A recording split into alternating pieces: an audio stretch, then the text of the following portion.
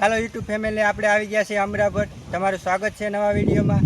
આ સોયાબીનમાં અટાણે પાણી ભરાઈ ગયા છે હમથર, અને સોયાબીનમાં બહુ નુકસાની થાય એવું છે, પણ બહુ વાંધો આવે એમ નથી. પછી આપણે આ બાજુ પણ સોયાબીનમાં છે, એ બાજુ પણ પાણી ભરાઈ ગયા છે. આમાં બધે જો ઓલી બાજુ મકાઈ વાવેલી છે આપણે. પછી આ બાજુ આપણે બગીચો છે, ઓલી બાજુ અમેરિકાની મકાઈ છે, અને આ બધા સોયાબીનમાં આપણે ઓલી બાજુ માંડવી હતી એ નીકળી ગઈ છે. અને આમાં બધે બહુ નુકસાની જાય એવું છે આપણે, અને પાણી ભરાઈ ગયા છે સોયાબીનમાં, બહુ વાંધો નથી આપણે. અને અહીંયા પણ આપણે એક જગ્યાએ હું આડી અમરાપર આવતો હતો ત્યારે 2-3 જગ્યાએ ખેતરમાં આપણે જોયું કે પાથરા બધે પલળી ગયા છે, બહુ નુકસાની છે ખેડૂત મિત્રોને. મિત્રો, તો હું આગળ વાત કરતો હતો ઘડીક પહેલાં કે આપણે પાથરા પલળી ગયા છીએ. તમે ખેડૂત મિત્રો તમે જોઈ શકો છો, આમાં બહુ નુકસાની થાય એવું છે.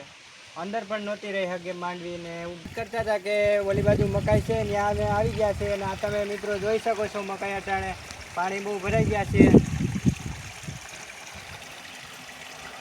તો અહીંયા આપણે જો આ બાજુ પાણીની બહુ ત્રિકતા રહે છે, અને અહીંયા બોર્ડ પણ મારેલો છે, તમે જોઈ શકો છો મિત્રો.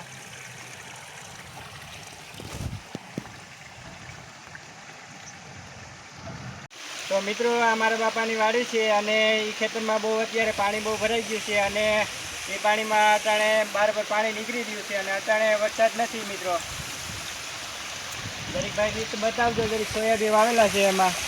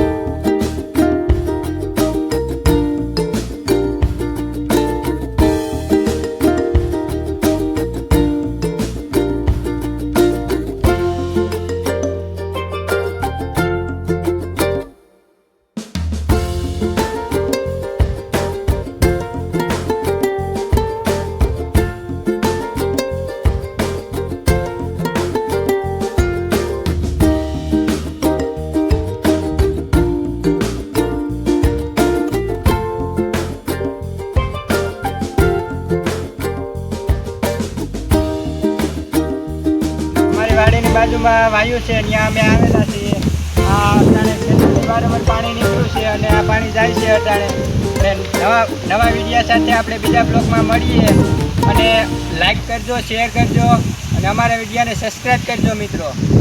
મળીએ બીજા વિડીયોમાં મિત્રો.